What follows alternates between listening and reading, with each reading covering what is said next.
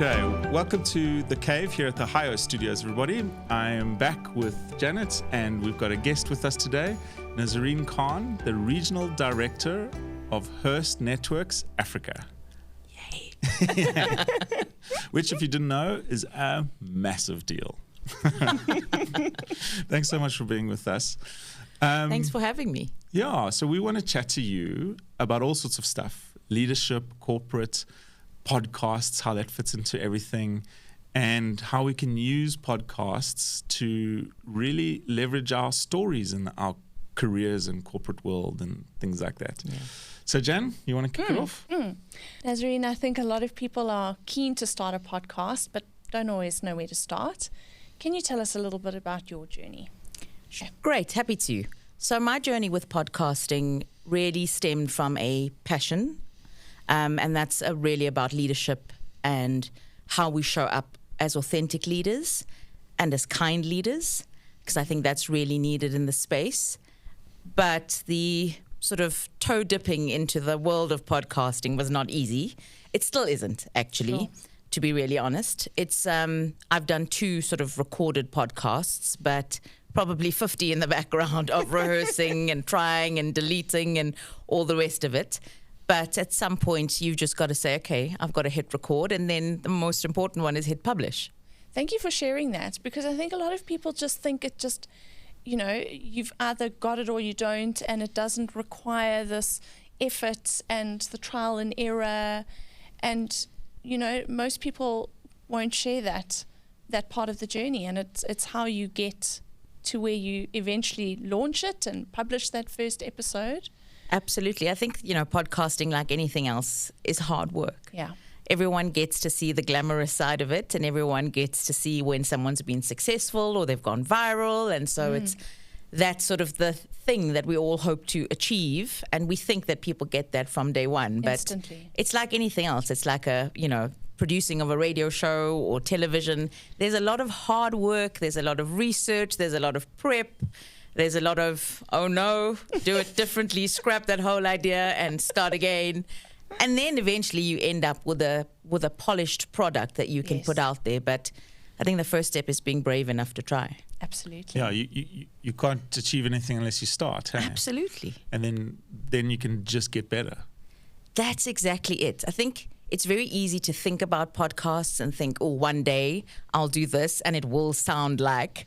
But you can only start making improvements once you've done something really badly. Yeah. And then you go, okay, I can do this, I can change that, but you got to get your feet stuck in. Yes. Did you share it with friends and family for feedback? I did. Okay. I did. They were very kind. Yes. So I was grateful for that. It's not always easy to get feedback from friends and family on what you've done. I think from strangers you can sort of chalk it up to, I don't know them, or, give whatever reason you want. But friends and family, it's a little bit different. And so that also requires a different kind of bravery. Yeah. But I think it's very needed, especially if you're starting out for the first time or you're going it on your own and you're navigating the space. You need a team you can trust. And so when you are starting out, it's good to have a team you sort of pull together that can listen to what you've said, say that really doesn't sound like you, so change that. And then you can admit, okay, I was really nervous when I did that. And actually my second podcast, I put up a picture of family in front of me so that I pretended I was talking to them, so that I sounded a little bit more natural, because the first one I was quite nervous, and you could hear it in my voice. You could hear it in the voice. Oh, that's a great trick. I haven't thought of that. It really is. Good. And were you recording audio only, or were you doing audio, video? I did the audio video recording with the option to only share the audio. Okay. Just because the setup was very, very basic. Okay. And also I think I've got a long history in radio, and so I am more comfortable behind the mic, but not in front of the camera. Yes, the camera adds a whole element of... I was actually going to ask you about that, how much that influenced your maybe confidence to start, your background in radio? Yeah, I think definitely helped, because I am familiar sort of being behind the microphone. But the moment you see yourself on camera, and that's the other thing, like the way we're recording now, we're chatting, we can see each other, and it takes the pressure off. But when you're looking at your face, looking back at you whilst you're talking, it's the same as Teams meetings in the beginning. It's very stressful. All of a sudden, you're like, oh, is that what I show up like? Is that what I look like? Is that what I sound like? And so there's a very different pressure. But I think you've got to also think of the audience and the way people receive information. Not everyone is sort of auditory. People like visual cues, visual responses. They like to see what's happening. So you've got to be brave enough and do a bit of both. Yeah. Well, I feel if I was consuming your content, especially since it's about leadership and when it comes to giving advice, the person listening or watching is already in a vulnerable position. And so, when I can see a person's face and their expressions and the way they lean in, I feel like the kind of content that you're doing, it makes sense for there to be the video element. I think you're very right. It absolutely does. It's stressful. But that's exactly it. As the audience, that's so, so important. But as the person that's doing the recording, you rarely think of it like that. You often, and especially in the space of advice and mentorship, it doesn't matter how seasoned you are or how many decades of experience you have, there's always that voice that says, who am I to give this advice? Or will people listen to me once they see me? For me especially, I sort of think, I'm a brown person in a scarf. Who am I alienating when I do turn the camera on? Who am I inviting in? What barriers are going up for people? So there's so many different things that goes through your mind. And I think self-doubt always creeps in every time you try something new. Yeah. All the more reason for you to do it, in my 100%. humble opinion. 100%. And to that point, why is it important to speak to people about leadership and the message you're trying to get out? Look, I'll reveal a few stories along the way, some horror ones that I've heard from people. So from day dot, when I got involved in management, my big passion is people. And I hear from managers often that they do their jobs really well, if only they didn't have to worry about the people part. And people say that more often than you'd like them to. But I do understand it, because people get promoted because they do 9 times out of 10. They get promoted because they do really well at the core of their job. So they're really technically skilled, or they're real experts in what they do. And then we go, right, we're looking for a leader. And so you've got all the skills. And then nobody steps in and says, what about your people skills? What's your EQ like? How do you relate to people? How do you handle under pressure? What's your performance like? How do you show up? No one ever asks those questions. So we're just expected to go from being technically good at what we do to immediately being these great leaders. And the other thing that sort of runs alongside that is, I don't care who you are as a leader, whether you lead one person or 50 people or 200, you have an impact on that person's life. And that's the most important thing for me, is at the end of the day, you impacting how somebody else goes home and reacts to their wife, husband, child, what their mental state is. And there's no way around that. It's just normal human interaction. There isn't anyone that can go, oh, my boss said this, but it doesn't affect me. Right. You carry that weight of it. So I think it's really important. A few years ago, I have a friend that's quite far along in medical research. She's got many degrees and doctorates behind her name. She's a mom of 3 boys, 1 in university. She's a wife. She takes care of her parents. She's really, really accomplished. And her boss said to her, my job is to break you down and then rebuild you as me. And he really believed he was doing the right thing. And there's so many other stories like that where people believe they've read something about leadership in a book or heard it at a conference and felt inspired and thought, this is who I'm going to be. But it's taken out of context. I don't think there's maybe there's 1 or 2, but I don't think that leaders or employees start the day going, I'm going to be really terrible at my job or as a boss. I really want to ruin someone's day. It happens unconsciously. Yeah. And that's the thing that I really would like to surface for people is, let's start being a little bit more conscious about what we're doing and what we're putting out there. You said kindness earlier. It's that, right? You can be a brilliant leader, but you can also be kind at the same time. 100%. And it's, Yeah. it's the thing that I've heard recently as well that I'm working on is never say it's not personal, because it always is personal. Absolutely. Right? And we fall into those traps because as people that's maybe got less empathy as a skill, you want to give direct feedback to someone, 100%. and because you're talking about the professional part of the job, you're not attacking the person. So it's not Absolutely. personal, right? Yeah. It is always personal. So- Absolutely, it is. And it's always so much easier as the person that has to give the feedback to compartmentalize something, to say it's not personal, it's about the job, we're looking at this specific thing, I'm only going to talk about that. But also in doing that, again, subconsciously, you're trying to protect yourself. You're trying in some way to protect the person by saying, this is how I'm going to do it, it's got to be the right way. It doesn't end up translating No. that way, but it comes with good intention. So that's why the whole thing about raising your EQ and being more aware of how you show up, it is so important.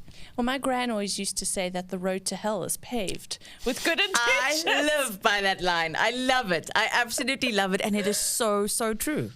Obviously very passionate about this. And there are many people with such great messages out there. Should they all be doing podcasts?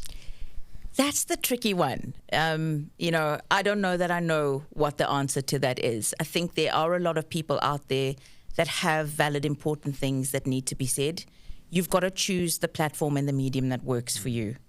It's pointless choosing something that's really going to put you under a lot of pressure or that you absolutely hate doing. Yeah. And then trying to do something that you get no pleasure out of and that doesn't hold any meaning for you. So I think that's most important. There's a lot of messages out there, but there's a lot of different ways to get your messages out. You've just got to choose what feels Yeah. really authentic for you. Yeah.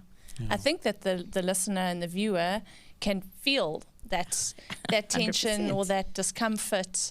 And, even though those initial nerves are going to be there in the first, I don't know, I'm waiting to find when it stops. But I think that, when it's extremely awkward, your listener won't maybe get the right message. They won't get to the heart of it. Yeah, if I you think can't people are put it quite across. forgiving. They do forgive the odd nervousness and fumble. Yes. And in fact, I think it's good to show people when you do have those little fumbles and setbacks, because you come back for them and it's completely normal. You know, we Yes. function through life Yes. having failures and making mistakes, and that is normal. The problem comes in when we are able to edit and polish, and then it seems like this wonderful masterpiece that goes out there, which is not the case. But yeah, when the struggle is a bit too much, Yeah. you've got to be able to connect with people. Yes. And that's really important, Yes. is being able to make that connection and then take them on that journey with you. Yeah. And I think do it with enough regularity that the audience that then starts to expect that weekly content or bi-weekly content, if it's too onerous for you in amongst whatever else you're doing, then that falls apart, and, that can have reputational damage. So I think, bearing that in mind is wise. If it's the right format for you, go for it. Yeah, and then also I think you've got to think, not just have I got an important message, is sort of how do I want to craft this message? And that, was a big learning for me in, okay, today I'm going to talk about grief at work and how people are going to respond to that. And tomorrow I'm going to talk about something else. And then, I just sort of recorded different things. And then you get to sort of week 3 or 4 and then you're like, okay, now what? And what story am I telling, and what are people supposed to follow? So you've Okay. got to keep your audience in mind. Yes. If you and that's sort of where I've ended up is, let's create a series under a specific theme. Okay. Then that series gets 4 episodes or 5 episodes, and then someone's on a journey with you. Whereas if you're popping up talking about something this week and something next week, why should people listen to you? I think when you have people listening to you, you've got to treat that with respect. Sure. And put in the effort to really say, okay, what am I crafting for my audience? That's really important, is to put your audience right at the forefront of your mind when you're planning, because you've got to craft a story that they want to hear. Yeah. And a good tip for that is to also sometimes create content pillars that you speak around. Yes. So that if you do get to that point where you lost about where to go next, stick to your pillars, stick to what your audience is coming to you to find out. Don't start cooking all of a sudden. crossover episode, Carl. Yeah, maybe. Make a cameo appearance in someone else's podcast. Yeah, I think that's a different thing. But I mean, your core audience is coming to you for certain things, no matter the theme, in a sense. So if you just stay true to what you're about, it should be easier. Should be. Yeah. Nazarene, can you tell us a little bit about your process for planning an episode? So you've mentioned you put them together in a group of episodes under a theme or a topic.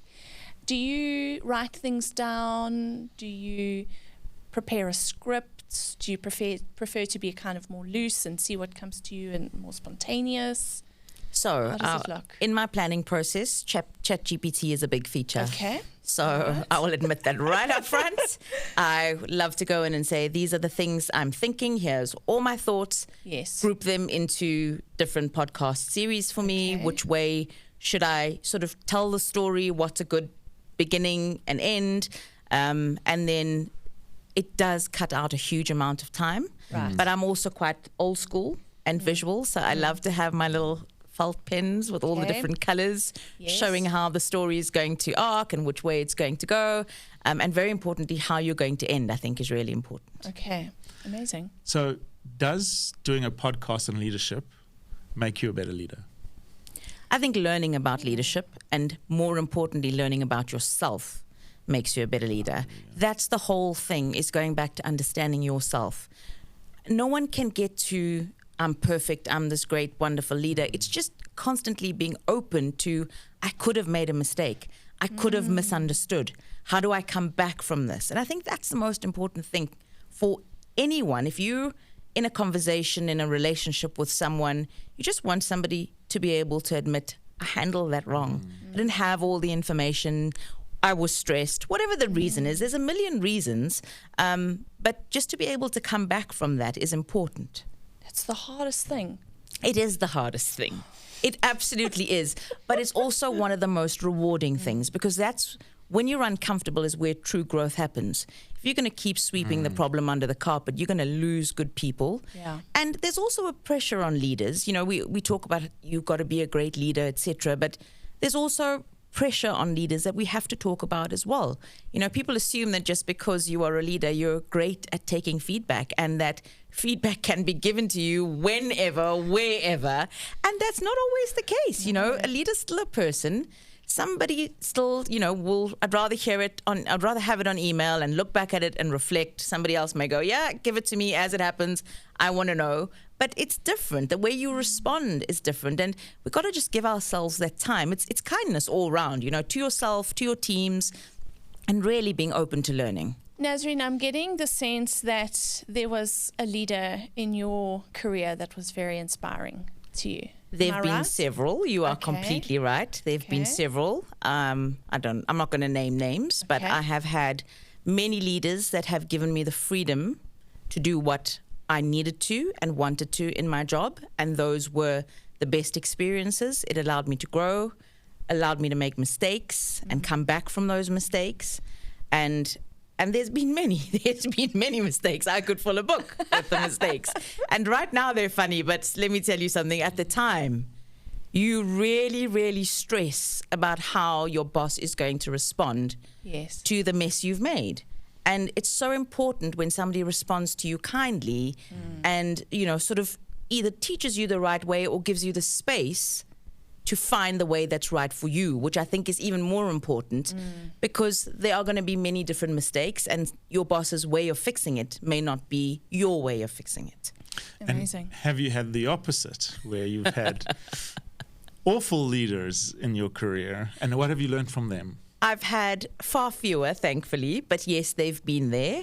And I'm very grateful, actually, that I've had them because it taught me very early on how I don't want to show up as a leader. And then you know how it is. When there's an awful boss, there's guaranteed to be a group of people talking about that person. And I very quickly realized I didn't want to be a person spoken about that way. Like that. Yeah, absolutely. That's not the impact that I wanted to leave as a leader. And of course, as a leader, people are going to pick on the decisions you've made. They're not going to fully understand the context with why you've made it. So you can't fully avoid that. But I think it is important to be aware of what good leadership is and actually, the impact that you make on someone on a daily basis. You're a leader in a very complex, big organization, international business.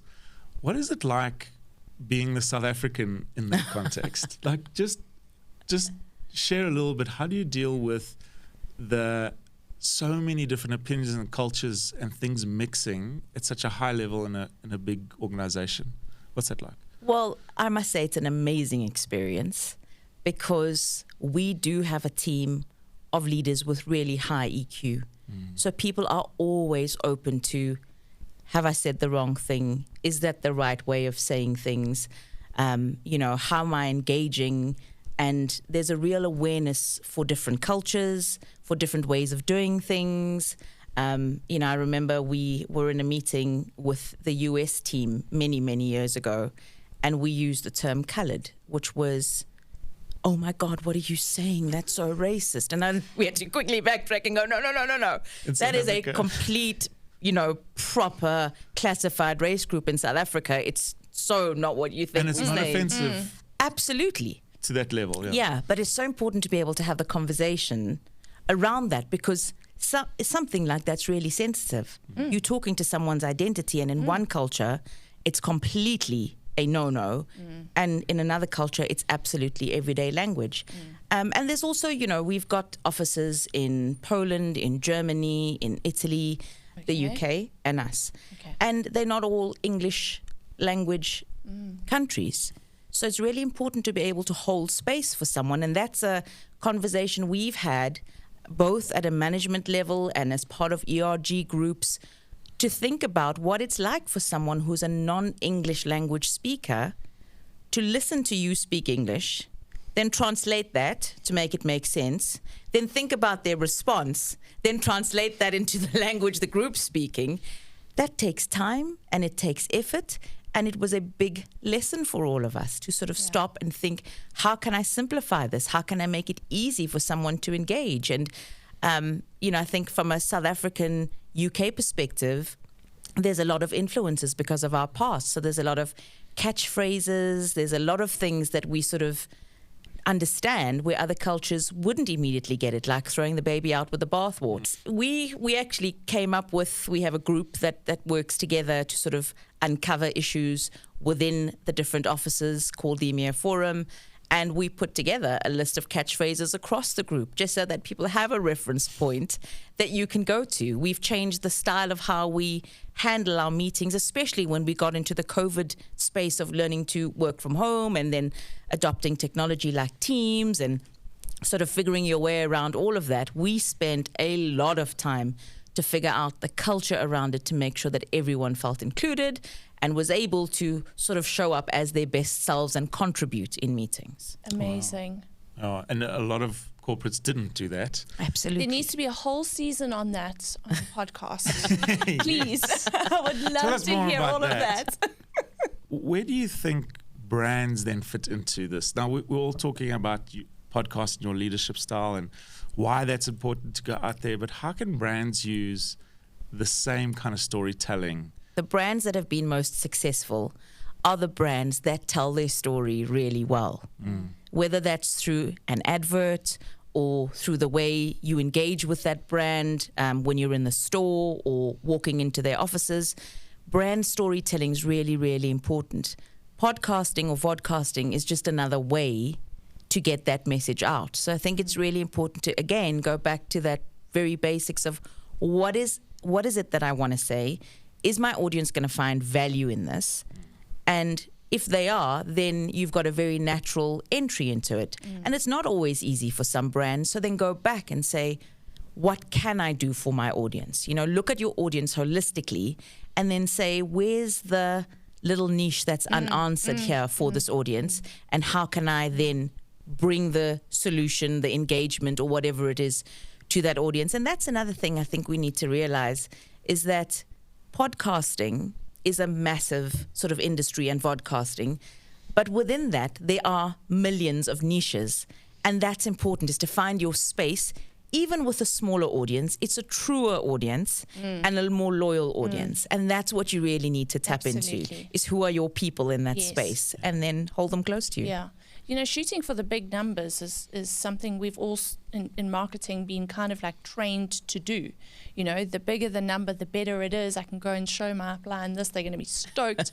But sometimes what happens in all of that is we've just got volume and terrible actual real people in there that are ever going to be our customer.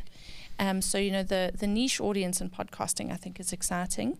And I think also a thought I've had is that the brands can also find other storytellers. You know, it doesn't have to always be the brand itself, you know, like a brand finding a brand that has leadership as a core principle for them, finding your podcast and supporting you in that podcast finds that audience, you know. Absolutely. So I think sometimes we think about it like the brand has to have the podcast, but not necessarily. Yeah, you're quite right, actually. I didn't think about it like that, but you are very, very right. Because you've got the audience. They just need to come and partner with you to then also enjoy that audience themselves. As long as you share the audience. And so long as they're not trying to attract a different audience. You know, yes, I think it's got to be a natural fit. It's got to be a natural crossover of audience. Yeah, and it's got to be a proper collaboration, not just sort of I'm buying your audience and now here's the messaging that needs to go out there, because I think that's when you... Yeah. Could you read the script, please? Going forward. Thank you. That'll be all. I mean, exactly, and people pick up on that immediately. Yes, of course. And we in TV world have it all the time when we have a sponsor. And then your beautiful concept goes out the window because you have to show this off in a very natural way, which is so unnatural. It's unbelievable. Audiences see right through it. And I mean, we were talking about generations the other day in one of the other episodes, and I think the younger people are even more, younger people are sharper to pick up when we're being inauthentic. Yeah. So brands must be really careful to not do things outside of their value system. Yes. And to really partner with natural partners. Absolutely. It's got to make sense. Yeah. Yeah, I think, you know, podcasting or vodcasting is sort of, think of it like a product. You know, why is somebody going to want to buy or invest their time in your product? You've got to have something relevant for them. And if you don't just yet, hold off on it.